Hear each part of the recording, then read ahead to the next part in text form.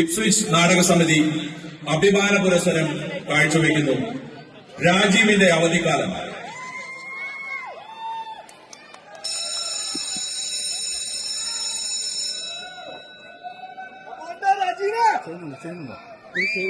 രണ്ടു വർഷത്തെ ഇടവേളയ്ക്ക് ശേഷം നാട്ടിലേക്ക് അവധിക്ക് വരികയാണ് മേജർ രാജീവ്. ഓഫീസർ ട്രെയിനിങ്ങിനായി ഡെറാഡൂണിലാണ് പോസ്റ്റിംഗ്. ട്രെയിനിങ്ങും മറ്റു തിരക്കുകളും കാരണം കഴിഞ്ഞ അവധിക്കാലത്ത് നാട്ടിലെത്താൻ കഴിഞ്ഞിരുന്നില്ല. അല്ലെങ്കിൽ വൃശ്ചിക മാസത്തിൽ നടത്തിപ്പോരാറുള്ള ചെമ്പാട് ഭഗവതിയുടെ തിടമ്പിന് എല്ലാ വർഷവും മുടങ്ങാതെ എത്താറുള്ളതാണ് രാജീവ്. ഇത്തവണത്തെ ഉത്സവത്തിന് മറ്റൊരു പ്രത്യേകത കൂടിയുണ്ട്. തന്റെ വലിയമ്മാവൻ മേടയിൽ ചന്ദ്രചൂടൻ എന്ന് വിളിക്കുന്ന ഉൽപ്പലാക്ഷപിള്ളയാണ് ഉത്സവത്തിന്റെ പ്രധാന നടത്തിപ്പുകാരൻ.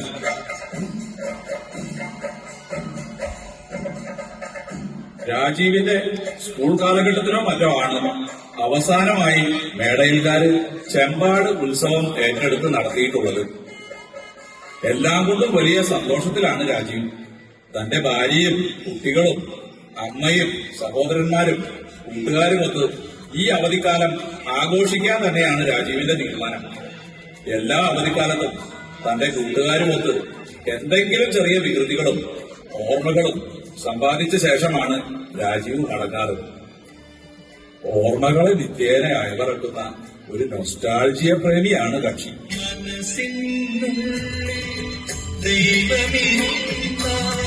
മനുഷ്യനും ദൈവവും മനസ്സിനുള്ളിൽ മഹിമകൾ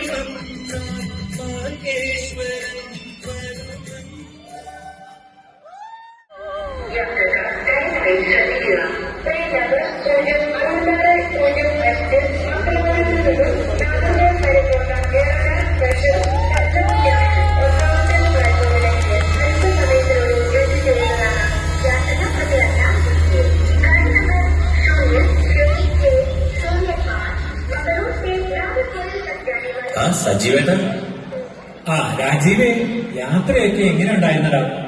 യാത്രയൊന്നും കുഴപ്പമില്ലായിരുന്നു ചേട്ടാ. എവിടെ നമ്മുടെ ചോപ്പനയൊന്നും വന്നില്ലേ? ഉത്സവത്തിന് പിടിപ്പതി പണിയുണ്ടല്ലോ. അമ്മാവൻ ഓരോരുത്തർക്കായി ഓരോ പണി ഏൽപ്പിച്ചിരിക്കുകയാണ്. ആ തിരക്കിന്റെ ഇടയിൽ എല്ലാവരും കൂടി ഇങ്ങോട്ട് വന്നാൽ അതിന് തന്നെ കുറെ സമയം പോയി. അതുകൊണ്ട് അവർ വന്നില്ല. ഏട്ടത്തെ അനീഷും അനുവൊക്കെ സുഖമായിട്ടിരിക്കുന്നോ? എല്ലാവരെയും കാണാൻ കൊതിയാവുന്നു. എല്ലാവർക്കും സുഖം. എഴുതിയമ്മ ബ്യൂട്ടി പാർലറിൽ ബ്യൂട്ടീഷ്യൻ ചെയ്യാൻ പോയിരിക്കുന്നു. അനു ഇപ്പോ ജർമ്മൻ ഭാഷ പഠിക്കാൻ അരമന പഠിക്കുന്ന ഒരു കോച്ചിങ് സെന്ററിൽ പോകുന്നുണ്ട്. അവൾക്ക് PhD പഠിക്കാൻ സ്റ്റുഡന്റ് വിസയിൽ ജർമ്മനിയിലേക്ക് പോകുവാനുള്ള ഒരു പ്ലാനുണ്ട്.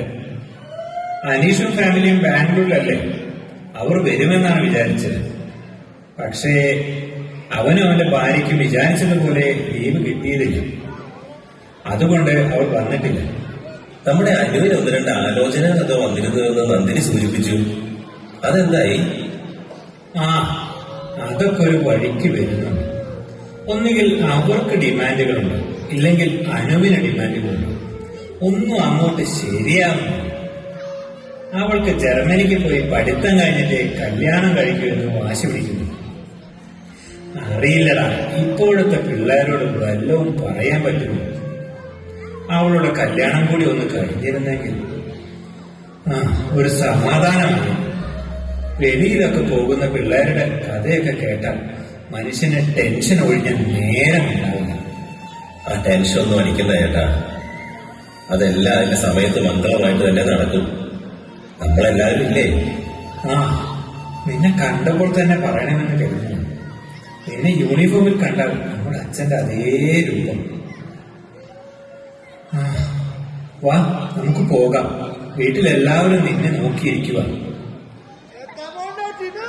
അമ്മേ, നന്ദു, മാളു, കണ്ണ. മോനെ രാജീവേ, നീ എത്തിയോ? എന്താ ഇത്ര വൈകിയത്? രാവിലെ മുതലുള്ള കാത്തിരിപ്പ. ട്രെയിൻ 2 മണിക്കൂർ ലേറ്റ് ആയിരുന്നു അമ്മേ. അച്ഛാ, അച്ഛാ, ഞാൻ പറഞ്ഞ ചോക്ലേറ്റ്സ് ഒക്കെ കൊണ്ടുവന്നോ? ഈ അച്ഛമ്മ എപ്പോഴും ഒരു കാര്യവുമില്ലാതെ വേണം അച്ഛമ്മ ഒന്നും പറയത്തില്ല.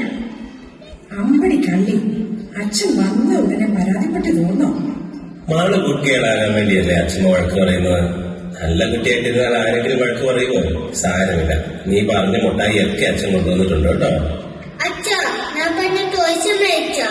അതൊക്കെ കൊണ്ടുവന്നിട്ടുണ്ട് കണ്ണ. എന്തിനാണ് അമ്മേ ഇങ്ങനെ കരയുന്നത്? ദേ വന്നില്ലേ നിങ്ങളുടെ പ്രിയപ്പെട്ട മകൻ. ആഹാ, അപ്പൊ ഞാനല്ലേ ഈ വീട്ടിലെ ഇളയ സന്താനം?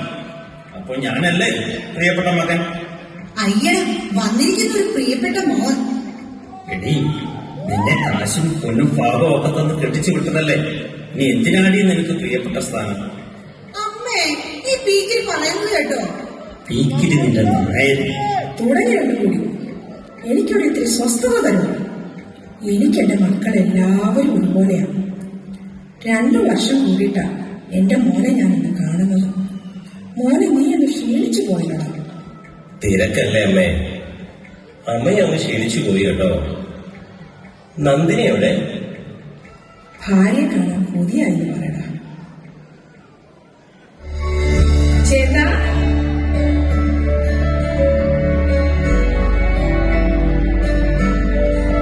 നീ ഇനി കരഞ്ഞ് അവനെ കൂടി വിഷമിപ്പിക്കണ്ട. 2 പേർക്കുള്ളത് ഞാൻ കരഞ്ഞിട്ടുണ്ട്. എല്ലാവരും ഒന്ന് മാറിക്കും. അവർ 2 പേർക്കും എന്തെങ്കിലുമൊക്കെ മിണ്ടാനും പറയാനും കാണും.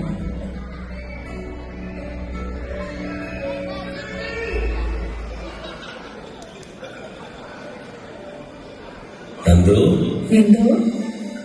നീ വാടി ഒന്ന് കാണട്ടെ. വീട് ചേട്ടാ, പിള്ളേർ കയറി വരും. അതിനെന്നാടി പിള്ളേര് കാണട്ടെ അച്ഛനും അമ്മയെ സ്നേഹിക്കുന്നത്. അയ്യട മോനെ, പൂതി മനസ്സിലിരിക്കട്ടെ.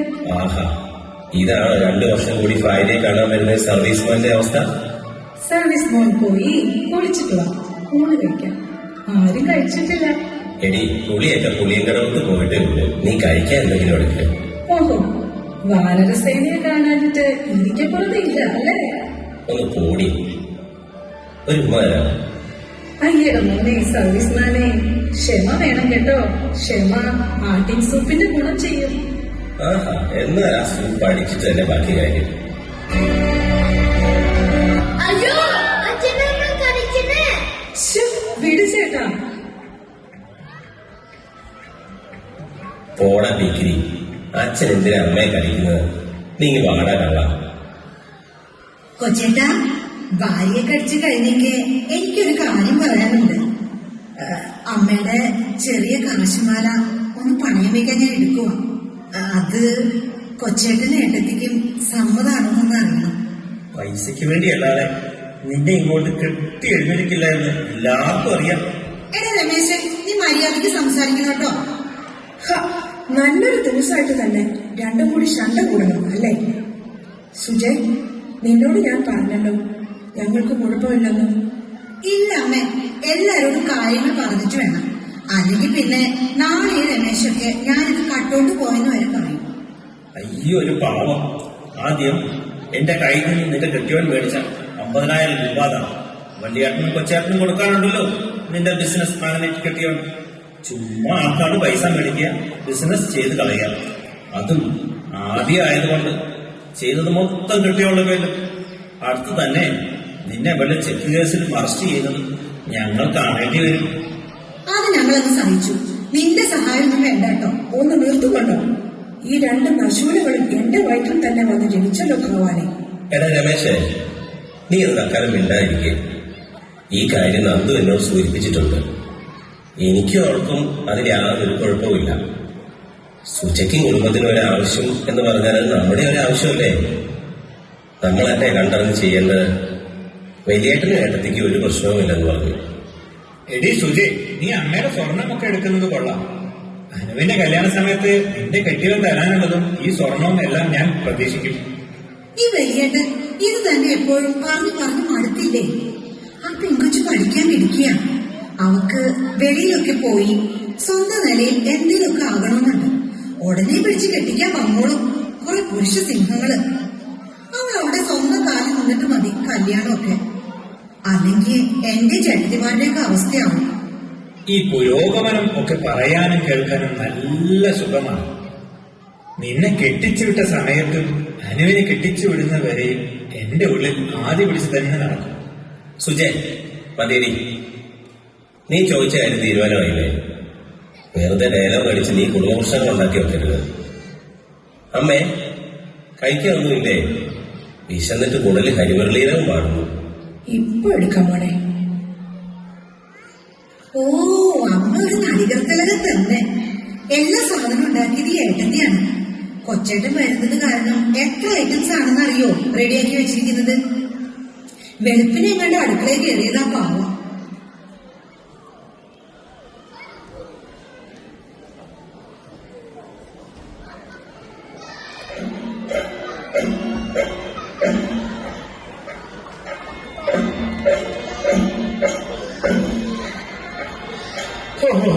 എടാ ചോപ്പ, എന്തൊരു ചൂടാണല്ലേ?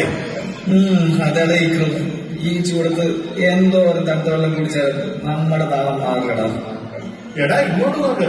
സാഹചര്യമായി വർഷാവർഷത്തിന് നമ്മുടെ മാലാഹ ഇതാ പറന്നു വരുന്നു. എടാ ചോപ്പ, ഇക്രു, എന്തുവാണ് നിനക്കൊക്കെ ഇത്ര വലിയ തിരക്ക്? സ്റ്റേഷനിലേക്കൊന്നും കണ്ടില്ല.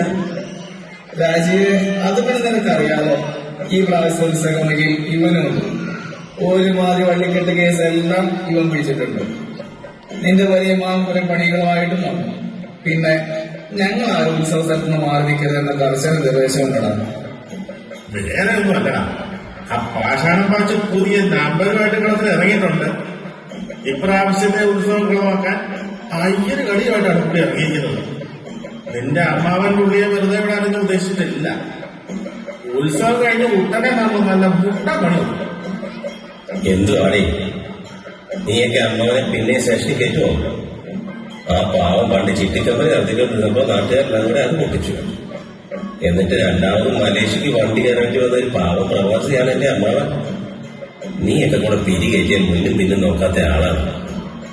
അല്ലടാ, ഇടയ്ക്ക് പാഷാണത്തിനായിട്ട് ഒരു ഡോസും കൊടുക്കുന്നത് നല്ലതാ.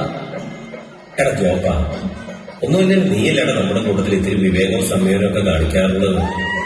നീ ഇക്രുവിനെ പോലെ പരാക്രമിയായോ? ഒന്ന് പോടാവേ. കാര്യം നിന്റെ അമ്മാവനൊക്കെ ആയിരിക്കും. പക്ഷേ മേടയിൽ ഉല്ലാസമുള്ള ഞങ്ങളുടെ നാടിന്റെ പൊന്നു മുത്താണ്. അച്ഛനും അമ്മയും ഇപ്പൊ പേര് ഇഷ്ടപ്പെടാത്തതുകൊണ്ട് 10ാം ക്ലാസ്സിൽ പഠിക്കുമ്പോ ആരോട് ചോദിക്കാതെ ഗസറ്റിൽ പേര് കൊടുത്ത് മാറ്റിയാളാ ഉള്ളചേട്ടൻ. അത് മാത്രമാണ്, പഠിക്കുന്ന കാലത്ത് പാഷാണം അടിച്ചു വിട്ട തള്ളിച്ച കേട്ട് പിള്ളച്ചനെ തേച്ചിട്ട് പോയ ഓമനിന്റെ ദിവ്യയില്ലേ, അവളുടെ മോളെ സ്വന്തം മകനെ കൊണ്ട് കെട്ടിച്ച് പ്രതികാരം ചെയ്ത മേടയിൽ ചന്ദ്രചൂടൻ ഞങ്ങളുടെ ഹീറോയാണ്. ഹീറോ. എടാ ഓവറാക്കല്ലേ. അതുകൊണ്ട് മേടയിൽ പിള്ളച്ചൻ നടത്തുന്ന ഉത്സവം കലക്കാൻ നോക്കിയവന്റെ പുഷ്ടം ചെത്തി ഞങ്ങൾ അൽഫാം ഉണ്ടാക്കും. ഓ, ആയിക്കോട്ടെ നമ്മടാ. എടാ ആ കളറില്ല. എടാ അമ്മാവൻ എന്തി? കുറച്ചു മുമ്പ് നിന്റെ അമ്മാവന ശാരീരികം വിളിച്ചുകൊണ്ട് ഊട്ടുപുരയുടെ ഭാഗത്തേക്ക് പോകുന്നുണ്ട്. ഇപ്പൊ വെടിക്കെട്ടുകാരുടെ മീറ്റിങ്ങിന് പോയി കാണും.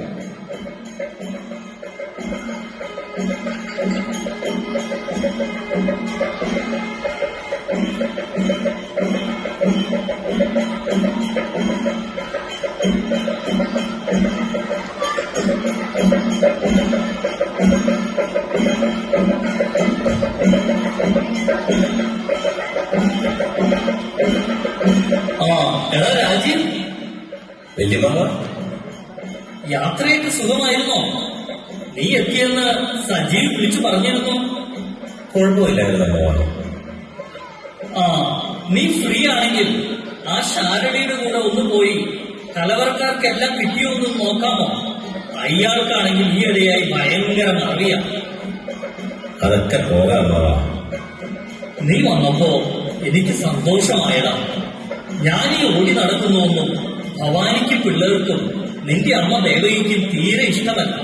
പക്ഷേ എന്റെ മനസ്സിലുള്ളത് പ്രവാസിയായ നിനക്ക് മാത്രമേ മനസ്സിലാവൂ. ഈ ഉത്സവത്തിന് എന്റെ മക്കൾ വന്നില്ലെങ്കിൽ പോലും എനിക്ക് വിഷമമാകില്ല. പക്ഷേ നീ എന്റെ കൂടെ ഉണ്ടാവണമെന്ന് എനിക്ക് ഭയങ്കര ആഗ്രഹമായിരുന്നടാ. ഇപ്പൊ സന്തോഷമായി. നിന്റെ അച്ഛൻ, അതായത് എന്റെ അളിയൻ ഭാസ്കരൻ, എന്റെ ശക്തിയായിരുന്നടാ. ഭാസ്കരൻ അവധിക്ക് വരുമ്പോ ഞങ്ങൾ എന്തൊക്കെ വേലത്തരങ്ങൾ ഒപ്പിച്ചിട്ടുണ്ടെന്ന് നിനക്ക് വല്ല നിശ്ചയമുണ്ടോ? ഒരുപക്ഷെ നിനക്കേ അതൊക്കെ മനസ്സിലാവുള്ളൂ. ലോകത്തിൽ എവിടെയായിരുന്നാലും നമ്മൾ രണ്ടുപേരുടെയും പേര് ഈ നാട്ടിൽ തന്നെയാണ്. ആ എന്നാ സമയം കളയണ്ട, നീ ആ ശാരദയുടെ ഒപ്പം ചെല്ല്. ശരി അമ്മാവ. ആ കാച്ചുകൊണ്ടുള്ള പ്രശ്നവും പിന്നെ ഉണ്ടാക്കിയ അമ്മാവ. ഞാനും പാച്ചുവും തമ്മിൽ മുജന്മത്തിൽ തുടങ്ങിയ കലഹമായിരിക്കണം. പൊട്ടൻ ഗോപിക്ക് കഞ്ചാവ് മേടിച്ചു കൊടുത്തിട്ട് കൊടിയേറ്റിക്ക് അന്ന് കൊടുക്കാൻ വെച്ച പായസത്തിൽ മൂത്രം ഒഴിപ്പിച്ചു. ഇന്നലെ നടന്ന ഗാനമേളയ്ക്ക് ഷൊർണൂരിന്ന് ആളെ ഇറക്കി അലമ്പുണ്ടാക്കാൻ നോക്കി. പിന്നെ നമ്മുടെ പിള്ളേരുള്ളത് കൊണ്ട് അതൊക്കെ ഒതുക്കാൻ പറ്റി. ഉത്സവം ഒന്ന് കഴിഞ്ഞോട്ടെ, അവനുള്ള മരുന്ന് നമ്മൾ തന്നെ കൊടുക്കും. ദേ ഉത്സവ കമ്മിറ്റിക്കാർ വിളിക്കുന്നുണ്ട്. രാജിനെ നീ ചെല്ല്, നമുക്ക് പിന്നെ കാണാം. എന്നാ ശരി അമ്മാവ.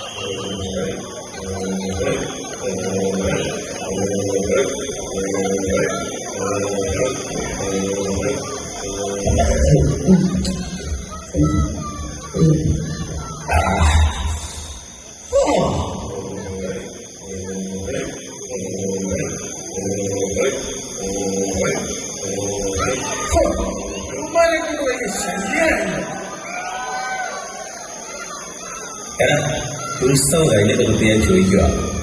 കാര്യം പറ, നമ്മൾ എങ്ങോട്ടായി പോകുന്നത്? ആഴ്ചക്കണക്കിട്ട് എന്ത് പണിയാണ് നീയൊക്കെ പ്ലാൻ ചെയ്യുന്നത്? നല്ലൊരു ന്യൂ ഇയർ ആയിട്ട് നാട്ടുകാരനായിട്ട് പണി ഉണ്ടാക്കുമോ? എടാ, എനിക്ക് പഴയ പോലെ ഓടാനൊന്നും പറ്റില്ല. പിന്നെ ഒരു കാര്യം പറയട്ടെ, ഈ പാഷാണം പാഴ്ചയുടെ നാട്ടിലെ ആരോഗ്യമില്ലാത്ത പെണ്ണുങ്ങളുമായിട്ട് ചെറിയ ഫ്രണ്ട്ഷിപ്പ് നോക്കാൻ താല്പര്യമുള്ള ആളെന്നറിയാലോ. എടാ, പുളിഞ്ചേരിയുടെ ശാന്തയായിട്ടല്ലേ? പുള്ളിക്കാരി കൊറോണ വന്ന ചത്തുപോയതാണ്. ഇപ്പൊ മരിച്ചുപോയ നമ്മുടെ ജഗർബാസിയുടെ ഭാര്യയില്ലേ സുഷ്മ, പുള്ളിക്കാരിയായിട്ടാ പുതിയ ഫ്രണ്ട്ഷിപ്പ്. Best ആണത്ര best. നീ എന്താ ഉദ്ദേശിക്കുന്നത്? നമ്മളിപ്പോ സുഷമയുടെ പറമ്പ് ലക്ഷ്യമാക്കി പോകും. എന്നിട്ട് എടാ, ഇത് നിന്റെ വർക്ക്ഷോപ്പിൽ നിന്ന് കൊണ്ട് ക്യാഷ് അടിച്ചുകൊണ്ട് പോയി സിനിമക്കാരനാകാൻ പോയവനല്ലേ? അവന്റെ പേരെന്തായിരുന്നു? ജമാലോ? അതൊക്കെ പണ്ട് മോനെ. ഇപ്പൊ അവരെ തന്നെ വിളിക്കുന്നത് ഷാരൂഖ് എന്നാണ്.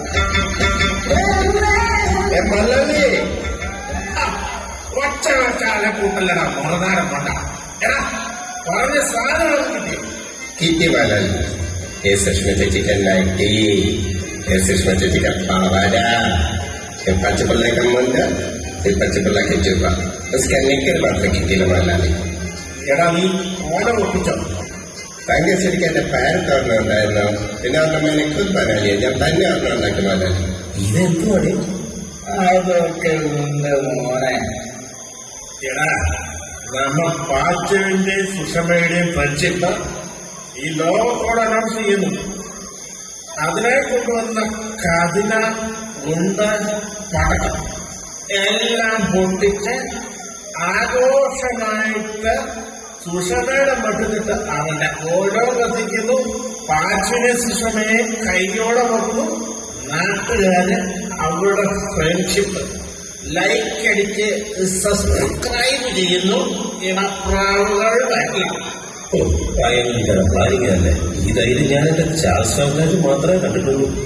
പാഷാണത്തിന്റെ ക്രിമിനടി ഇതോടെ കുറച്ച് നാളത്തേക്ക് മാറും. അല്ലെങ്കിൽ നമ്മൾ മാറ്റും. സുഷ്മ ചേച്ചി പാവല്ലേ സേട്ടാ. എടാ കോപ്പേ, വലിയ സിമ്പതി ഒന്നും ഇറക്കട്ടെ. നീ പോയി പറഞ്ഞ പണി. അയ്യോ മല്ലി, അവിടെ ആരോ പോലെ രാജീവ്, ഉമ്മച്ചേട്ടന് നമ്മള് വീട്ടിൽ കയറ്റി കിടത്തിയിട്ടല്ലേ വന്നത്. എടാ ഇത് പണിയാവും. തിരിച്ചു വന്നു വെല്ലുമാരെവരെ ഇപ്പൊ ഇങ്ങോട്ട് വന്നത്. എടാ മക്കളെ, എന്റെ ബദ്ധശത്രുവായ പാച്ചുപിള്ളയ്ക്ക് പണി കൊടുക്കേണ്ടതും പ്രതികാരം ചെയ്യേണ്ടതും ഞാനാ. അവനെ ഞാൻ വെച്ചേക്കില്ല. അവനെ ഉത്സവം കലക്കാൻ ഷൊർണൂരിൽ നിന്ന് ആളെ ഇറങ്ങിയിരിക്കുന്നു. ഥു, അവനെ ഞാൻ എന്റെ ഈ കൈ കൊണ്ട് ഇടിച്ചിടിച്ചിടിച്ച് ഇഞ്ച പരുവാക്കും. വല്യമ്മാവ, അമ്മാവ് നല്ല കൂസാണ്. ഇപ്പൊ പ്രതികാരത്തിന് പോയാൽ ശരിയാവില്ല. എടാ, പ്രതികാരം പൊറോട്ട പോലെ ചൂടോടെ കൊടുക്കണം. അവനെ ഞാൻ വെച്ചേക്കില്ല. അവനെ ഞാൻ ഇന്ന് എന്റെ കൈ കൊണ്ട് ഇടിച്ചിടിച്ചിടിച്ച് ഇഞ്ച പരുവാക്കും. നീ നോക്കിക്കോടാ. ഉമ്മച്ചേട്ടൻ ഇവിടെ കിടന്ന് വെള്ളം വെച്ച ഇപ്പൊ തന്നെ ആൾക്കാർ കൂടും. പിന്നെ നമ്മുടെ ഒരു പരിപാടി നടക്കില്ല. ഒരു പരിപാടിയും നടക്കില്ല. പിള്ളച്ചേട്ടൻ പറഞ്ഞതാണ് ശരി. പാഷാണത്തോടുള്ള പ്രതികാരം അത് പിള്ളച്ചേട്ടന്റെ ജന്മാവകാശമാണ്. എടാ നീ ഇപ്പൊ കുസുമ്പത്ത് വെറുതെ എഴുന്നള്ളിക്കരുത് കേട്ടോ. നീ പാടുള്ള ചേട്ടൻ പിള്ളച്ചേട്ടൻ അവന്റെ ചങ്ങ് ചോര കൊടുക്കുന്ന സത്യം ഞാൻ കണ്ടതാ. പാഷാണത്തേരാണെന്ന് പച്ചക്ക് കൊടുക്കണം. എടാ ജോപ്പ, ഇത് കളിയല്ല കേട്ടോ. നീ ഒരു കാര്യം പറഞ്ഞേ, ഞാൻ അമ്മാവനെ കൂടി വീട്ടിൽ പോവാം. ഇടയ്ക്കും നീ ഇങ്ങോട്ട് വന്നേ, ഒരു കാര്യം പറയാനുണ്ട്. രാജീവേ, നീയും വന്നടാ.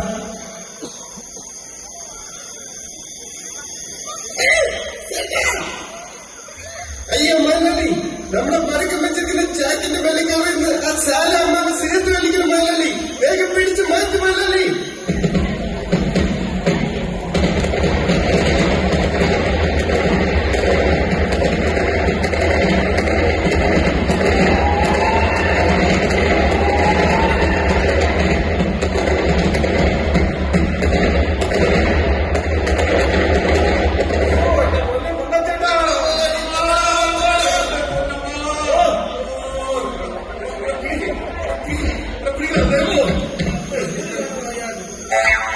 സാല മറിയില്ല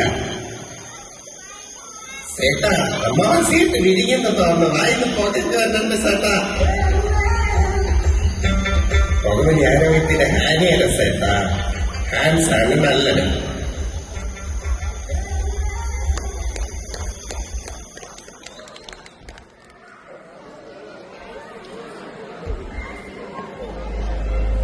ആ രാജീവല്ലേ, സജീവിന്റെ അനുജൻ? ആ അതെ ഡോക്ടർ. പേഷ്യന്റ് അമ്മാവനാണല്ലേ? ഇപ്പോൾ പേടിക്കാനൊന്നുമില്ല. തലയിൽ 2 സ്റ്റിച്ചുണ്ട്. പിന്നിലും തുടയിലും സ്വല്പം പൊള്ളലേറ്റിട്ടുണ്ട്. പിന്നെ ആള് നല്ല മദ്യത്തിന്റെ ലഹരിയിൽ ആയിരുന്നതിനാൽ വേദന ഒന്നും അറിഞ്ഞു കാണില്ല. ഏതായാലും വൈകുന്നേരത്തേക്ക് വാർഡിലേക്ക് മാറ്റാം. സിംഗിൾ റൂമിന്റെ കാര്യം ഞാൻ പിആറോട് പറഞ്ഞിട്ടുണ്ട്. എന്നാ ശരി, ഞാൻ റൗണ്ട്സിന് പോയിട്ട് വരാം. ഓ ശരി, ആയിക്കോട്ടെ ഡോക്ടർ. നന്ദു, നീ എന്താ ഇവിടെ? അമ്മാവന് കുഴപ്പമൊന്നുമില്ല ഞാൻ പറഞ്ഞതല്ലേ. വൈകുന്നേരത്തോടെ റൂമിലേക്ക് മാറ്റുമെന്നാണ് പറഞ്ഞത്. അതല്ല ചേട്ടാ, ഞങ്ങൾ അമ്മയും കൊണ്ട് ആശുപത്രി വന്നതാ. അമ്മാവിന്റെ കാര്യം കേട്ടപാടെ അമ്മ കുഴിഞ്ഞു വീണു. രമേശിനും ഞാനും അമ്മയും കൊണ്ട് ആശുപത്രി വന്നതാ. അമ്മ എമർജൻസിയിലുണ്ട്. കുഴപ്പമൊന്നുമില്ല, ഡ്രിപ്പ് ഇട്ടിട്ടുണ്ട്. നീ എന്ത് പരിപാടിയെ കാണിച്ച്?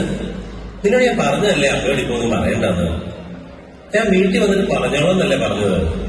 അയ്യോ ചേട്ടാ, ഞാൻ പറഞ്ഞതല്ല. ഫോൺ വിളിച്ചപ്പോൾ അമ്മ കേട്ടതായിരിക്കും. അപ്പൊ തുടങ്ങി അലമുറയിടാൻ. പെട്ടെന്ന് കൊഴിഞ്ഞു വീണു. വീഴുന്നതിന് മുമ്പ് ഞാൻ പിടിക്കാൻ നോക്കി, പക്ഷേ കയ്യിൽ നിന്നില്ല. തല ഇടിച്ചാണ് വീണത്. രമേശൻ വന്ന് ഇത്തിരി വെള്ളം തെളിച്ചപ്പോൾ ബോധം വീണു. പിന്നെ തല ഇടിച്ചതല്ലേ എന്ന് കരുതി ഇങ്ങോട്ട് കൊണ്ടുവന്നതാണ്. CT സ്കാൻ പറഞ്ഞിട്ടുണ്ട്. എടാ നീയൊക്കെ ഇവിടെ നിൽക്കുക, ഞാൻ എമർജൻസി വരെ ഒന്ന് പോയിട്ട് വരാം. എന്നാലും അമ്മാവൻ എന്താണ് പറ്റിയത്? ഓ മൊത്തം കഥ ഇപ്പൊ കേട്ടാലേ ഒരു സമാധാനമാവുള്ളൂ. എന്തിനാ എന്നോട് ദേഷ്യപ്പെടുന്നേ? ഓരോരോ പണികൾ വരുന്ന വഴിയേ.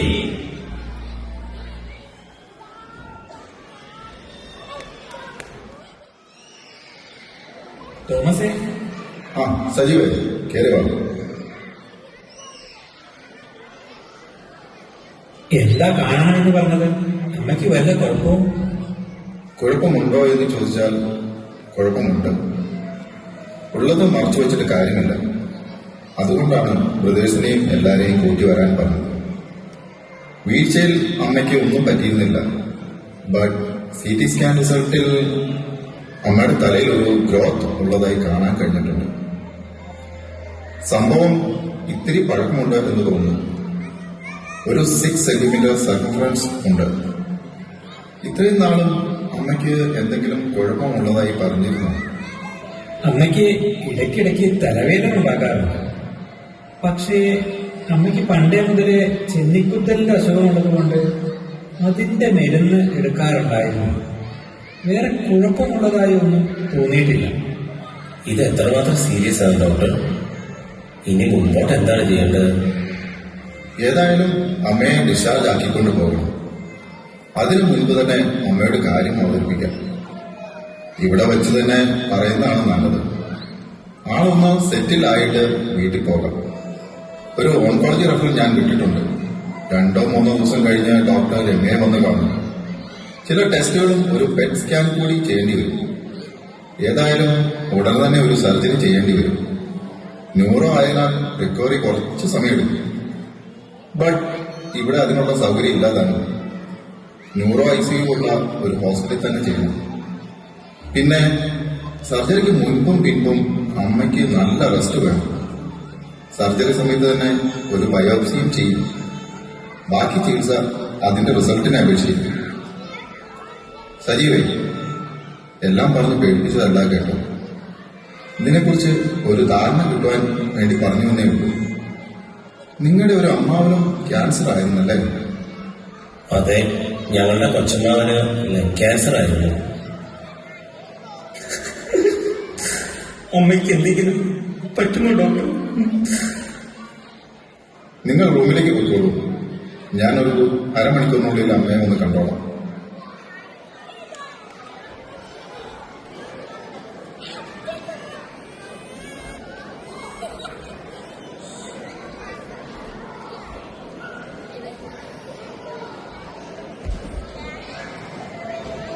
അമ്മയുടെ ഓപ്പറേഷൻ വരെ നിൽക്കണമെന്നാണ് എന്റെ ആഗ്രഹം.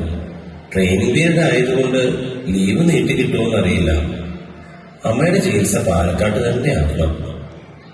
ഓപ്പറേഷൻ കഴിഞ്ഞ് ബയോപ്സിക്ക് വിട്ടാലേ എന്തെങ്കിലും കുഴപ്പമുണ്ടോ എന്നറിയാൻ പറ്റൂ എന്നാണല്ലോ തോമസ് ഡോക്ടർ പറഞ്ഞത്. ഇല്ല, അങ്ങനെയൊന്നും വരില്ല. എന്നിരുന്നാലും തുടർന്നുള്ള ചികിത്സ തിരുവനന്തപുരം RCC ആയിരുന്നെങ്കിൽ ഒന്നുകൂടെ നന്നായിരുന്നാണ് എന്റെ അഭിപ്രായം. ചേട്ടനൊന്നും പറഞ്ഞില്ലല്ലോ. യാത്രയും കാര്യങ്ങളും ബുദ്ധിമുട്ടാവും. അമ്മയ്ക്ക് ഓപ്പറേഷൻ ഒക്കെ കഴിഞ്ഞാൽ അത്രയും ദൂരെ യാത്ര ചെയ്യാമോ ആവോ? അവിടെ ഒരു താമസം ശരിയാക്കിയാലും ഫുൾ ടൈം ആരെങ്കിലും വേണ്ടേ അമ്മയുടെ കൂടെ? അതിനെന്താ, രമേശ് വീട്ടിലിരുന്നോണ്ടല്ലേ ജോലി ചെയ്യുന്നത്. അവന് തിരുവനന്തപുരത്തൊന്ന് നിൽക്കാലോ. ഒരു ഹോം നേഴ്സിനെ അറേഞ്ച് ചെയ്യും. ജോലിയും ഇതുമെല്ലാം ഒത്തുപോവില്ല. ലീവ് എടുക്കാനാണെങ്കിൽ എനിക്ക് അത്രയും ലീവ് കിട്ടുമോ എന്ന് അറിയില്ല. ചേട്ടന് ഇപ്പൊ പണിയില്ലല്ലോ. എനിക്ക് പണിയില്ലെന്ന് നീയാണോ തീരുമാനിക്കുന്നത്? അല്ലേലും അമ്മയുടെ എന്ത് കാര്യത്തിനാണ് നിനക്ക് സമയമുണ്ടായത്? അവൻ എന്നും അവന്റെ ജോലി, അവന്റെ കാര്യം മാത്രം. ഭാഗം വെച്ചപ്പോ ഇളയ ആൾക്ക് തറവാട് എഴുതി വെച്ചത് വയസ്സാം കാലത്ത് അമ്മയെ കൂടി നോക്കാനായിട്ടാ. നീ വലിയ ഡയലോഗൊന്നും അടിക്കണ്ട. നിനക്ക് കിട്ടിയതല്ലേ ഒരു പാകം കിട്ടിക്കഴിഞ്ഞാലും മാതാപിതാക്കളുടെ ഉത്തരവാദിത്തം എല്ലാവർക്കും ഒരുപോലെ തന്നെയാണ്. അല്ലാതെ നിന്റെ കെട്ടിയവൻ ബിസിനസ് കളിച്ച് ക്യാഷ് കളഞ്ഞിട്ട് വരുമ്പോൾ മാത്രം അമ്മയെ ഓർമ്മ വരുന്നൊരു മോൾ. വലിയേട്ടോ, അവൻ പറയുന്നത് കേട്ടോ. അവൻ പറഞ്ഞതിൽ എന്താണ് തെറ്റ്? നീ അല്ലാതെ എപ്പോഴാണ് അമ്മയെ അന്വേഷിച്ചു വരുന്നത്? ഞാൻ ഇത് തന്നെ കേൾക്കണം. വലിയ സൗകര്യമുള്ളിടത്ത് നോക്കി കെട്ടിച്ചപ്പോ നമ്മുടെ കുടുംബവും ഒരു കുറവ് വരുത്താത്തവരാണെന്ന് ഞാൻ വാദിച്ചു നിന്നിട്ടുണ്ട്. എന്റെ കെട്ടിയ ബിസിനസ് ചെയ്യാൻ ആഗ്രഹിക്കുന്നത് ഞങ്ങൾ മാത്രം രക്ഷപ്പെടാൻ വേണ്ടിയിട്ടല്ല, ചേട്ടനിട്ട് ശനിയുടെ അപഹാര. അതുകൊണ്ട് തന്നെ ചെയ്യുന്നത് ചിലതൊക്കെ പാടിപ്പോയിട്ടുണ്ട്. എന്റെ ആങ്ങളമാര് എല്ലായ്പ്പോഴും എന്നെ നോക്കി കാണുമെന്ന് ഞാൻ ആഗ്രഹിച്ചു പോയി. ദൈവത്തെ ഓർത്ത് നിർത്തുന്നുണ്ടോ എല്ലാവരും? ഇതെല്ലാം കേട്ടുകൊണ്ട് അകത്തൊരു മനുഷ്യഹൃദയം ഉരുകുന്നുണ്ടാവും. നമ്മുടെയൊക്കെ അമ്മ ഒരു പ്രശ്നം വരുന്ന സമയത്ത് എല്ലാ സഹോദരന്മാരും ഒന്നിച്ച് നിൽക്കണമെന്ന് ആഗ്രഹിച്ചൊരു തെറ്റാണോ? അതുപോലെ നിങ്ങളോടെല്ലാം ഒരു കാര്യം പറയുവാനായിട്ട് ഇരിക്കുകയായിരുന്നു. ഞാൻ അടുത്ത ഫെബ്രുവരിയിൽ ഓസ്ട്രേലിയയിലേക്ക് പോവാണ്. അവിടെ യൂണിവേഴ്സിറ്റി ഓഫ് ക്വീൻസ്ലാൻഡിൽ ഒരു മാസ്റ്റേഴ്സ് ഡിഗ്രി അഡ്മിഷൻ ആയിട്ടുണ്ട്. വലിയേട്ടനോട് ഞാനിത് സൂചിപ്പിച്ചായിരുന്നു. സൂചിപ്പിച്ചു എന്ന് വെച്ച് നീ പോകാൻ പെട്ടുകെട്ടി എന്നൊന്നും പറഞ്ഞിരുന്നില്ല. അമ്മയ്ക്ക് ഇനി ഇങ്ങനെയൊക്കെ ആയതുകൊണ്ട് പോകാൻ പറ്റുമോ? പോയില്ലെങ്കിൽ എനിക്കൊരു വർഷം നഷ്ടപ്പെടും. ഞാൻ വിസ പ്രോസസിങ്ങിന് വേണ്ടതെല്ലാം കൊടുത്തു. ടിക്കറ്റ് കൂടി എടുത്താൽ മതി.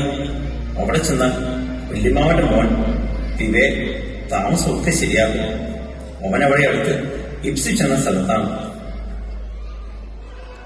അത് മാത്രമല്ല, ഞാൻ ഈ വീട് വിൽക്കാനാണ് ഉദ്ദേശിക്കുന്നത്. തറവാട് വിൽക്കാനോ? നിനക്കൊരു വാക്ക് ഞങ്ങളോട് പറയാമായിരുന്നു. അത് മാത്രമല്ല ചേട്ടാ, സുജയുടെ കെട്ടിയവൻ അഖിൽ പറഞ്ഞിട്ട് ഞാൻ കുറച്ച് ബിറ്റ്കോയിൻ ഇൻവെസ്റ്റ്മെന്റ് ഒക്കെ ചെയ്തായിരുന്നു. അതൊക്കെ പോയി കിട്ടി. അങ്ങനെ കുറച്ച് കടമൊക്കെ ആയി. ഫീസും വിസയ്ക്കും ഒക്കെ നല്ല പണം വേണം. എനിക്ക് ഇതല്ലാതൊരു ഓപ്ഷനുമില്ല. വീട് പണയം വെച്ച് ലോണൊക്കെ എടുത്താൽ പിന്നെ ഓസ്ട്രേലിയയിൽ പോയി സ്വസ്ഥമായി ജീവിക്കാനോ പഠിക്കാനോ പറ്റില്ല. ഇതാവുമ്പോൾ വിസ കിട്ടാൻ വേണ്ടി മാത്രം സ്റ്റുഡന്റ് ലോൺ എടുക്കുന്നു. പക്ഷേ വിസ കിട്ടിക്കഴിഞ്ഞാൽ വീട് വിറ്റ് കിട്ടുന്ന പൈസ കൊണ്ട് ലോൺ ക്ലോസ് ചെയ്തിട്ട് വേണം പോകാൻ. അപ്പോ അമ്മ എഴുതി പിള്ളേരൊക്കെ എങ്ങോട്ട് പോകും? കൊച്ചേട്ടനാണെങ്കിൽ ബാഗ് കിട്ടിയ സ്ഥലത്ത് വീട് പണിയൊന്നും തുടങ്ങിയിട്ടുമില്ല. നിനക്ക് ഇത്ര സ്വാർത്ഥമായിട്ട് എങ്ങനെ തീരുമാനങ്ങൾ എടുക്കാൻ പറ്റുന്നു രമേശേ? സ്വാർത്ഥതയെ കുറിച്ച് നീ എനിക്ക് ക്ലാസ് കൊടുക്കണ്ട. ലോണിന്റെ കാര്യം അന്വേഷിച്ച് തുടങ്ങിയപ്പോൾ ഞാൻ അറിഞ്ഞത് നിന്റെ കല്യാണത്തിന് വന്നതും നീ ഇവിടുന്ന് അമ്മയോട് മേടിച്ചുകൊണ്ട് പോയ സ്വർണ്ണമല്ല ലേലം ചെയ്തു പോയത്. അതിനെക്കുറിച്ച് ഒരു വാക്കും നീ ആരോടെങ്കിലും പറഞ്ഞോ? അറ്റ്ലീസ്റ്റ് അമ്മയോടെങ്കിലും പറഞ്ഞോ? മതി, രണ്ടുപേരും നിർത്തിക്കോ. ഇനി എന്ത് ചെയ്യുമെന്ന് പറഞ്ഞു. രമേശ് ഏതായാലും വീട് വിൽക്കാൻ നോക്കുന്നത് കൊണ്ട് അമ്മയെ എങ്ങോട്ട് മാറ്റും? അതെന്താ വലിയേട്ട അങ്ങനെ ചോദിച്ചത്? കൊച്ചേട്ടൻ വീട് വെക്കാൻ കുറച്ച് സമയമെങ്കിലും എടുക്കില്ലേ? അതുവരെ അമ്മയും നന്ദിനിയെടുത്തി പിള്ളേരും നിങ്ങളുടെ അവിടെ ഒന്ന് താമസിക്കില്ലേ? താമസിക്കാനൊന്നും പ്രശ്നമില്ല. പക്ഷേ നിനക്കറിയാമല്ലോ അനുവിന് കല്യാണമൊക്കെ ആലോചിക്കുന്ന കാര്യം. ഈ ഒരു സമയത്ത് വീട്ടിലുള്ള ഒരാൾക്ക് ഇങ്ങനത്തെ അസുഖമുണ്ടെന്ന് അറിഞ്ഞാൽ നല്ല സ്ഥലത്തുനിന്ന് ആലോചനകൾ വരുമെന്ന് നിനക്ക് തോന്നുന്നുണ്ടോ? പിന്നെ എന്റെ കെട്ടിയവൾ, അവൾ ഒരു പ്രത്യേക ടൈപ്പാണെന്ന് നിനക്കറിയാമല്ലോ. അവൾ ഇതിന് സമ്മതിക്കുമെന്ന് തോന്നുന്നുണ്ടോ? മതി, നമുക്ക് ഈ സംസാരം ഇപ്പൊ നിർത്താം. ഇവിടെ വെച്ച് പറഞ്ഞാൽ അമ്മ എല്ലാം കേൾക്കും. അമ്മയുടെ മനസ്സ് വിഷമിക്കുന്ന ഒന്നും നമ്മൾ ഈ സമയത്ത് ചെയ്തുകൂടാ.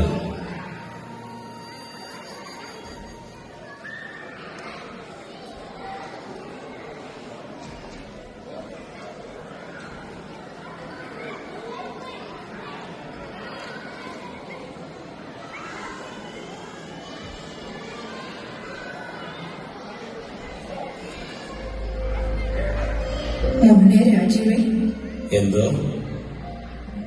എന്താ മോനെ നിന്റെ മുഖത്തൊരു സങ്കടം? അമ്മയ്ക്ക് ഒന്നുമില്ലണം. ഇതൊക്കെ നമ്മൾ ആദ്യമായിട്ടല്ലല്ലോ കാണുന്നതും കേൾക്കുന്നതും. നിന്റെ കൊച്ചമ്മാവിന് ക്യാൻസർ വന്നപ്പോ ഞാനല്ലേ നോക്കിയത്. നീ പേടിക്കണ്ടടാ, അമ്മയ്ക്ക് പേടിയൊന്നുമില്ല. അമ്മയ്ക്ക് എങ്ങനെ ഇങ്ങനെ? മോനെ, നിന്റെ അച്ഛൻ എന്നെ കല്യാണം കഴിച്ച് വീട്ടിലേക്ക് കൊണ്ടുവരുമ്പോൾ മേടയിൽ ദേവകി എട്ടും പൊട്ടും തിരിയാത്ത ഒരു പൊട്ടിക്കാളിയായിരുന്നു. പക്ഷെ നിങ്ങളുടെ അച്ഛൻ എന്നെ പഠിപ്പിച്ചു തന്ന ഓരോ പാഠങ്ങളും എന്റെ മനസ്സിലുണ്ട്. നിങ്ങളുടെ അച്ഛന്റെ സ്വരമാണ് എന്നെ ഓരോ ദിവസവും മുന്നോട്ട് നയിക്കുന്നത്. ആദ്യമൊക്കെ അദ്ദേഹം അവധി കഴിഞ്ഞു പോകുമ്പോൾ എന്റെ ചങ്ക് പറഞ്ഞു പോകുമായിരുന്നു. പേടിയായിരുന്നു. ഒറ്റയ്ക്ക് എന്നെ കൊണ്ടൊന്നും പറ്റില്ല എന്ന് ഞാൻ വിചാരിച്ചു. പക്ഷെ അദ്ദേഹം വളരെ ക്ഷമയോടെ എനിക്കെല്ലാം പറഞ്ഞു തന്നു. എല്ലാ കാര്യങ്ങളും എന്നെ കൊണ്ട് ചെയ്യിപ്പിക്കുമായിരുന്നു. ഒരു ബില്ലടയ്ക്കാൻ പോലും അറിയില്ലായിരുന്നു. നിന്റെ അച്ഛനാണ് എന്നെ ജീവിക്കാനും നിങ്ങളെ വളർത്തുവാനുള്ള ധൈര്യം തന്നത്. അല്ലെങ്കിൽ നീ ഒന്ന് ഓർത്തെ, നിങ്ങളുടെ അച്ഛൻ മരിക്കുമ്പോൾ നീ പ്രീഡിഗ്രിക്ക് പഠിക്കുന്നു, സുജ 10ലും രമേശ് 8ാം ക്ലാസ്സിലും പഠിക്കുന്നു. അന്ന് ഞാൻ ആദ്യം ഒന്ന് തളർന്നു. എങ്കിലും പിന്നീട് ഞാൻ ആ സത്യം മനസ്സിലാക്കി. ആരുടെയും സഹായമില്ലാതെ ഈ ദേവലിക്ക് 4 പിള്ളേരെ വളർത്തി വലുതാക്കാമെന്ന്. അതിന്റെ ഇടയ്ക്ക് സുജയ്ക്ക് ശ്വാസം മുട്ടല്, രമേശൻ 5ാം പനി, വണ്ടിയെന്ന് വീണ് നിന്റെ ചേട്ടന്റെ കൈയൊടിഞ്ഞതും കൊച്ചേട്ടന് ക്യാൻസർ വന്നതും എല്ലാം നമ്മൾ തരണം ചെയ്തു. ഇതും അതുപോലെ തന്നെ നമ്മൾ തരണം ചെയ്യും. രാജീവേ, നിനക്ക് മാത്രമേ മങ്ങാരപ്പറമ്പിൽ ഭാസ്കരൻ പിള്ളയുടെ ഹൃദയം കിട്ടിയുള്ളൂ. എഞ്ചിനീയറിംഗ് പഠിക്കുമ്പോൾ തന്നെ നീ പട്ടാളത്തിൽ പോകുവാണെന്ന് പറഞ്ഞ അമ്മയ്ക്ക് എന്ത് അഭിമാനം തോന്നിയെന്നോ? നീ പേടിക്കണ്ടട, അമ്മ പോയിട്ടില്ല. അച്ഛനും നിന്റെ കൂടെ ഞങ്ങളുണ്ട്. അമ്മ, ഞാൻ ചേട്ടനും രമേശും സുജയും ഒന്നും അങ്ങോട്ടും ഇങ്ങോട്ടും ഇങ്ങനെയൊക്കെ പറയുമെന്ന് ഓർത്തില്ല. ഒരു പ്രശ്നം വരുമ്പോൾ എല്ലാവരും ഒന്നിച്ചു നിൽക്കണമെന്ന് ആഗ്രഹിച്ചു പോയി. അത് തെറ്റാണോ? നീ എന്തിനാണ് കരയുന്നത്? നിന്റെ സഹോദരന്മാർ പറഞ്ഞതൊക്കെ കേട്ടിട്ടാണോ? ഞാൻ എല്ലാം കേട്ടു. സാധാരണ ഒരാളുടെ മനസ്സ് തകരുവാനുള്ള എല്ലാം നിങ്ങളുടെ സംസാരത്തിലുണ്ടായിരുന്നു. പക്ഷേ ഞാൻ പറഞ്ഞില്ലേ, നിങ്ങളുടെ അച്ഛന്റെ കയ്യിൽ കിട്ടുമ്പോൾ ഞാൻ കളിമണ്ണ് പോലെയായിരുന്നു. ഹവീൽദാർ ഭാസ്കരപിള്ള ചൂളയിലിട്ട് പരുവപ്പെടുത്തിയതാണ് ഈ കാണുന്ന അമ്മയെ. ഒരമ്മയായതുകൊണ്ട് മാത്രം എനിക്ക് എന്റെ എല്ലാ മക്കളെയും നന്നായിട്ട് മനസ്സിലാവും. സജീവന്റെ ടെൻഷനും സുജയുടെ കഷ്ടപ്പാടുകളും രമേശിന്റെ വിഷമങ്ങളും എല്ലാം ഈ അമ്മയ്ക്ക് മനസ്സിലാവും. അതുകൊണ്ട് തന്നെ അവരോട് ആരും മനസ്സിൽ തരുമ്പ് പോലും പരിഭവം അമ്മയ്ക്കില്ല. പഠിച്ചുകൊണ്ടിരുന്ന കാലത്ത് നിന്റെ പെങ്ങൾ പ്രേമിച്ചു നടന്നതിന്റെ പേരിലുണ്ടായ കോലാഹലങ്ങൾ കൊണ്ടാവാം സജീവന് അനുവിന്റെ കാര്യത്തിൽ ഇത്രയും ആവലാതി. സുജ ജന്മനാ പൊങ്ങച്ചക്കാരിയാ. തന്റെ കെട്ടിയോട് എല്ലാത്തിലും വിജയിച്ചു കാണണമെന്ന് അവൾ അതിയായി ആഗ്രഹിക്കുന്നതിൽ തെറ്റില്ല. രമേശ് നോക്കുമ്പോ അവന്റെ കൂട്ടുകാരെല്ലാം വെളിനാടുകളിൽ പോയി രക്ഷപ്പെടുന്നു. അവനും ഉണ്ടായിരുന്നല്ലോ ഒരു പ്രേമം. അവളും പുറത്തു ജോലിയുള്ള ഒരു ചെറുക്കന്റെ ആലോചന വന്നപ്പോ രമേശിനെ ഒഴിവാക്കി. അതായിരിക്കും അവന്റെ ദുഃഖം. ആ, സാരമില്ല. അമ്മയുടെ മക്കൾ ആരും മോശക്കാരല്ല. ഹവീൽദാർ ഭാസ്കരൻ പിള്ള പഠിപ്പിച്ച എല്ലാ പാഠങ്ങളും മക്കൾക്ക് പറഞ്ഞു കൊടുക്കാൻ പറ്റിയില്ല. ആ, സാരമില്ല, അവര് പഠിച്ചോളൂ.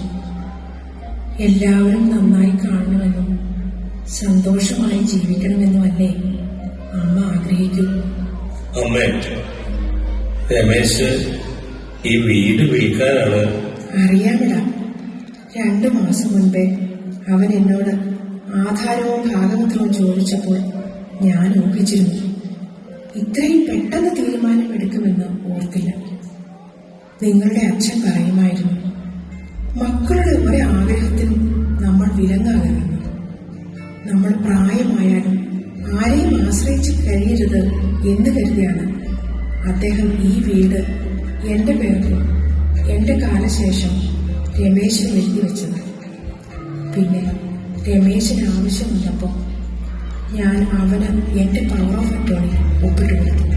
അമ്മേ, കണ്ണിലാകെ ഇരുട്ട് കയറിയതുപോലെയായിരുന്നു. എങ്കിലും അവനൊരു വാക്ക് നേരത്തെ പറയാമായിരുന്നു. അമ്മ ഇന്നും എന്റെ കൂടെ ഉണ്ടാവണമെന്ന് തന്നെയാണ് എന്റെയും നന്ദിനിയുടെയും ആഗ്രഹം. പാകം കിട്ടിയ സ്ഥലത്തൊരു വീട് വയ്ക്കുന്നതിനെ കുറിച്ച് ആലോചിച്ച് തുടങ്ങിയതല്ലേ ഉള്ളൂ. ഇതിപ്പോ ഇത്രയും പെട്ടെന്ന് അമ്മയെ ഇവിടുന്ന് മാറ്റണമെന്നൊക്കെ പറയുമ്പോ നീ പേടിക്കപ്പെടാം. നിന്റെ സ്ഥലത്തോട്ട് നീ ഒരു വീട് എത്രയും പെട്ടെന്ന് വെക്കും. നന്ദിനിയും പിള്ളേരും ബുദ്ധിമുട്ടിലാക്കരുത്. അതുവരെ കഴിയാൻ ഒരു വാടക വീട് നോക്കും. അടുത്ത് തന്നെ വേണം. പിള്ളേർ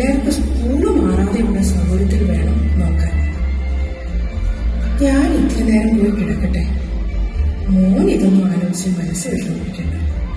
അമ്മേ, ഞാൻ ജോലി രാജിവെച്ചാലോ എന്ന് ആലോചിക്കുക. എന്തിന്? അങ്ങനെയൊന്നും പറയല്ലേ മോനെ. ഞാൻ പറഞ്ഞില്ലേ, നീ പട്ടാളത്തിൽ പോവുകയാണെന്ന് പറഞ്ഞപ്പോ എന്നെപ്പോലെ മറ്റൊരു പെണ്ണിനും ഞാൻ അനുഭവിച്ച ഏകാന്തതയും ഭർത്താവിന്റെ സാമീപ്യമില്ലാത്ത അവസ്ഥയും ഒക്കെ ഉണ്ടാകുമല്ലോ എന്നോർത്ത് ശ്രദ്ധിച്ചു. എങ്കിലും ശരിക്കും അമ്മയ്ക്ക് അപമാനം തോന്നി. അച്ഛനുണ്ടായിരുന്നെങ്കിൽ ഭയങ്കരമായിട്ടും അപമാനിച്ചത്. അതുകൊണ്ട് എന്റെ മോൻ ഇതൊന്നും ആലോചിച്ച് മനസ്സുകൊണ്ടാക്കണ്ട, എല്ലാം ശരിയാക്കാം.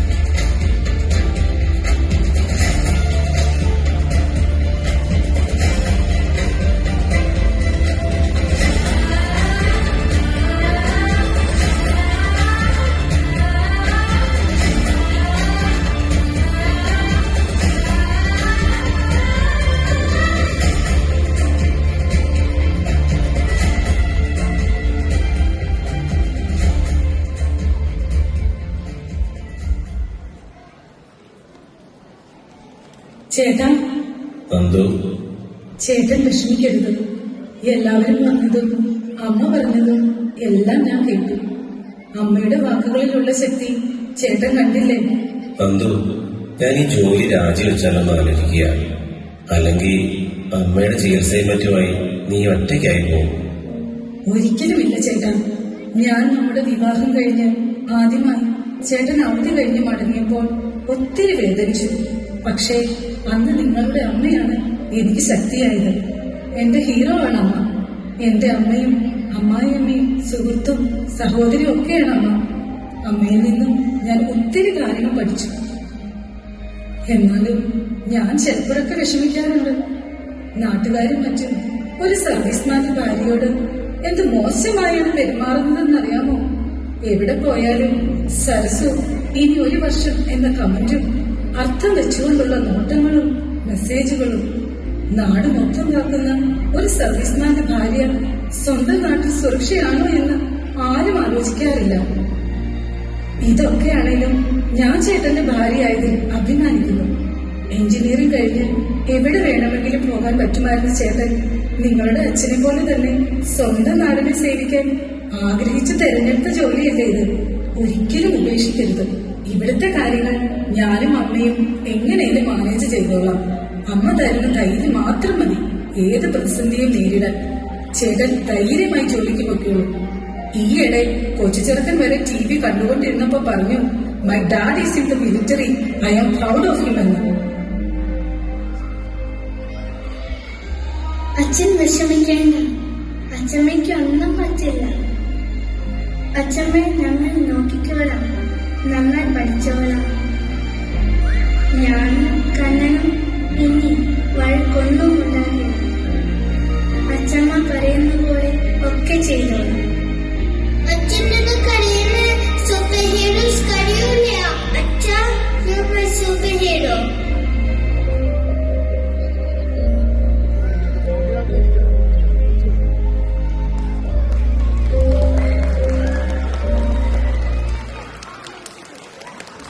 അടുത്ത ഒരു രംഗത്തോടുകൂടി ഈ നാടകം ഇവിടെ പര്യവസാനിക്കുന്നു.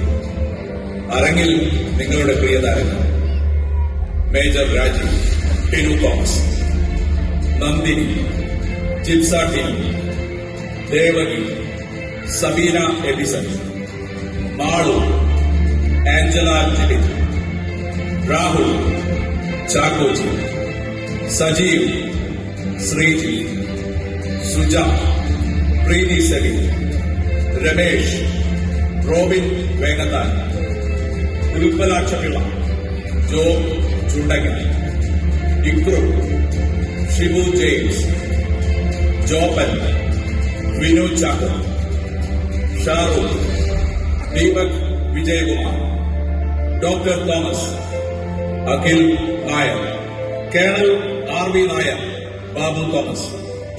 ഈ നാടകത്തിന്റെ അണിയറയിൽ പ്രവർത്തിച്ചു.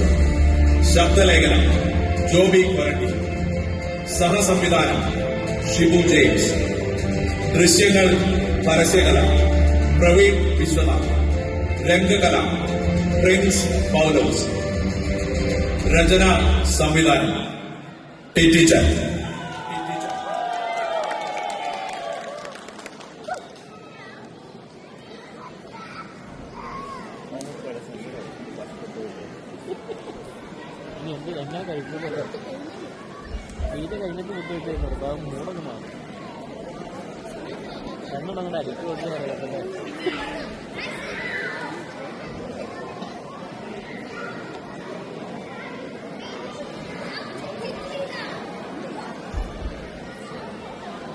क्यों सर, कैसे हो आप?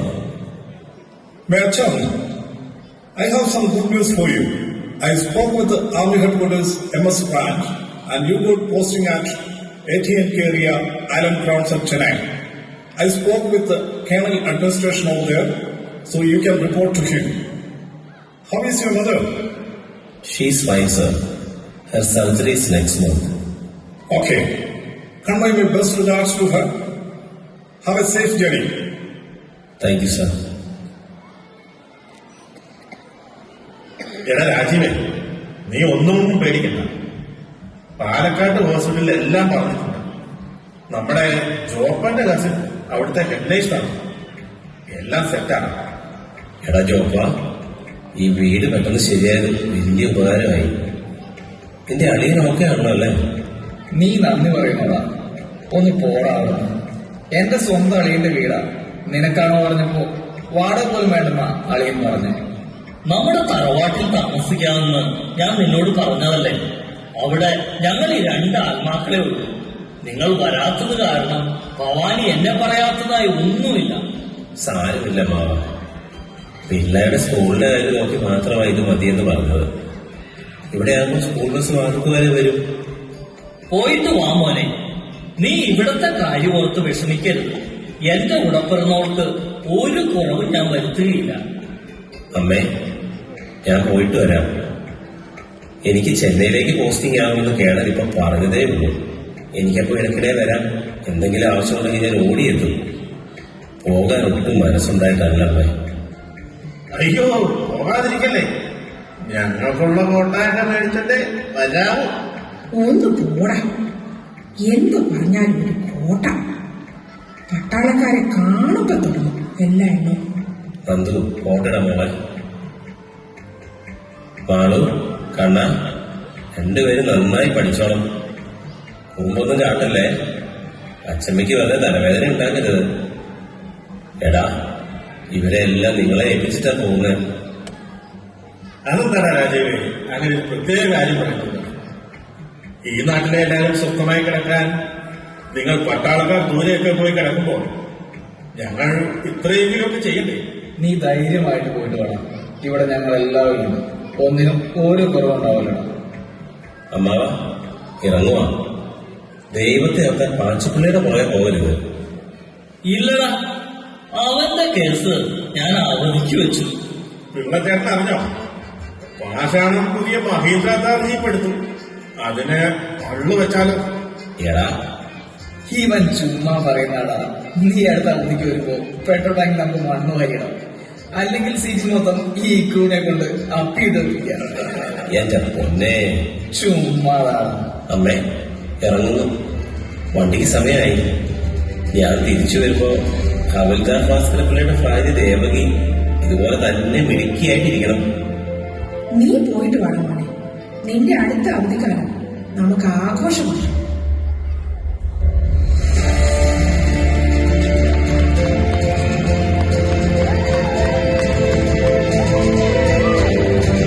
വീട് വിട്ടിറങ്ങുന്ന ഓരോ പട്ടാളക്കാരനും ഓരോ പ്രവാസിയും മടങ്ങിയെത്തുമെന്ന പ്രതീക്ഷയിലാണ് നമ്മൾ അവരെ യാത്രയാക്കുന്നത്. അതുവരെയും മനസ്സിൽ അയവിറക്കാൻ നിറയെ സ്മരണകളുമായി തീരാത്ത നൊസ്റ്റാൾജിയുമായി യാത്ര തുടരുന്നു. സഫറോ ഈ സിന്ദഗി.